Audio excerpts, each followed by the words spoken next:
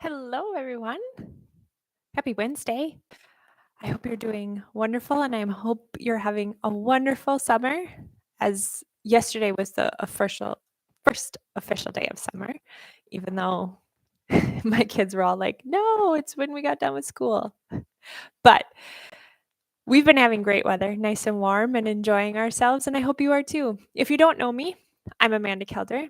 I'm a Christian weight loss and life coach, and I am doing this series to really help you guys out. I'm talking about 20 things that nobody tells you about to lose weight and to keep it off.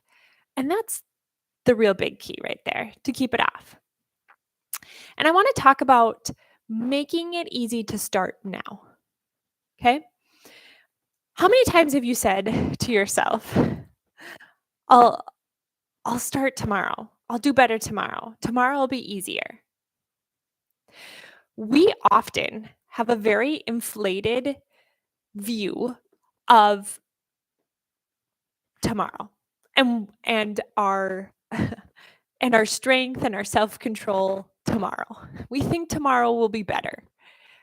That somehow we can muster up everything we need for tomorrow.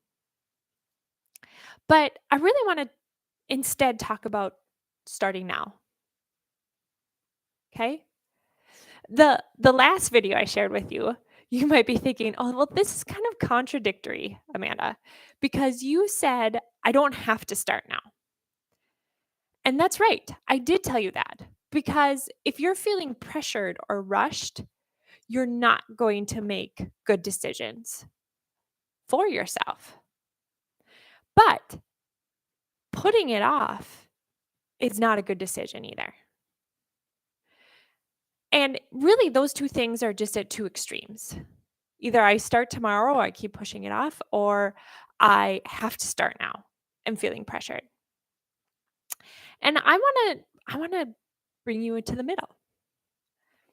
And I want to talk about starting now, but in a sense of let's just take a moment and breathe and think and not just check out.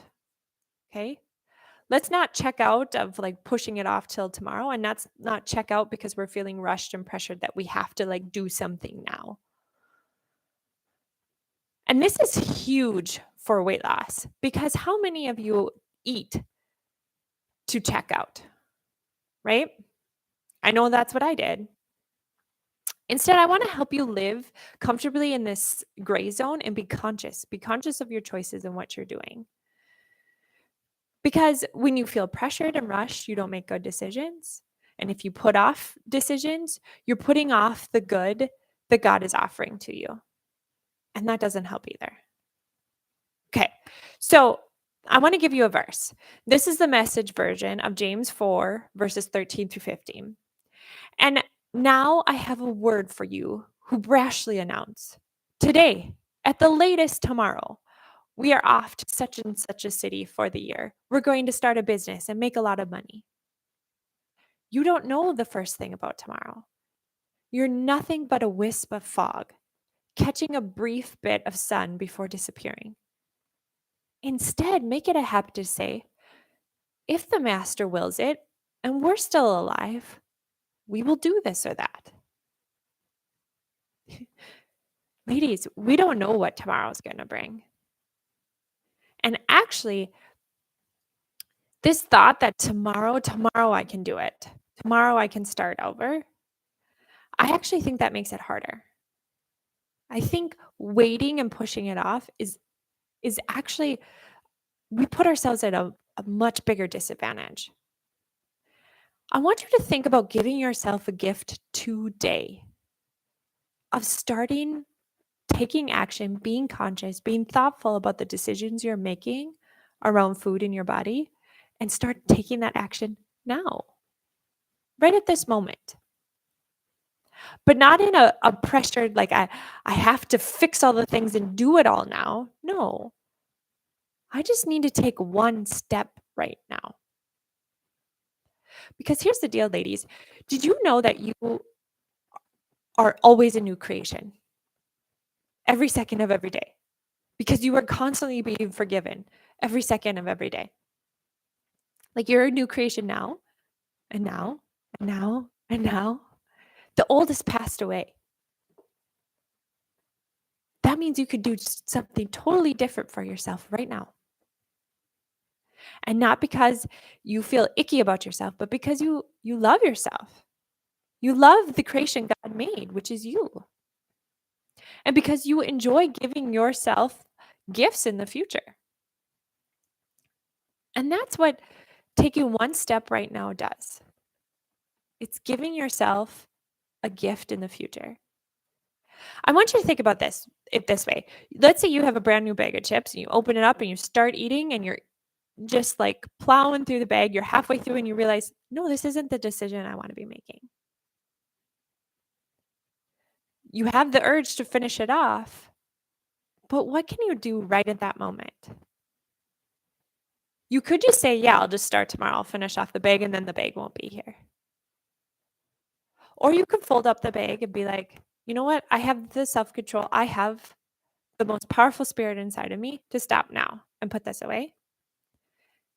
Or you could say, hey, I'm going to plan a lot of vegetables and water for myself the rest of the day so I can kind of clear myself out and feel better. Whatever it may be, it can just be a small step. Maybe it's even just putting down the bag for a couple of seconds, even before you pick it back up to start eating again. Even just that pause is enough to start building the momentum to maybe next time pause and then not eat again. It doesn't have to be all or none.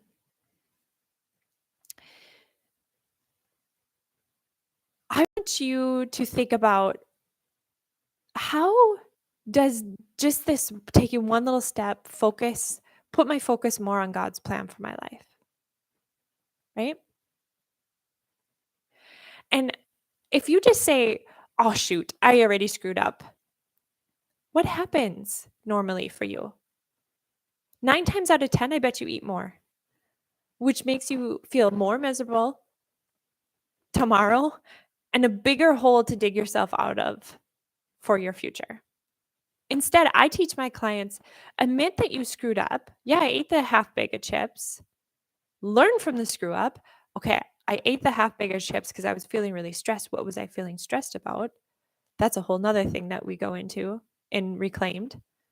And then take your next best steps with God. And I have a very simple process of evaluation with grace that sets my clients up for success to start now. Not because they're feeling pressured or rushed, but because they feel empowered to take that step with God and not wait for tomorrow. And you want to know what happens? They eat less. They don't beat themselves up and they lose weight. And overall, they learn to truly walk in a life of Christ's forgiveness and grace, which feels so much better. So I want you to think, do you want to start building that skill now for yourself? Learning how to start in that moment, not wait for tomorrow. Okay? If you want to do that, I can help you with that. Sign up for a discovery call. Start giving your future self a gift right now. All right. I hope that was helpful. And we'll be back again with more as we round up these last, 12 tips of how to lose weight and keep it off.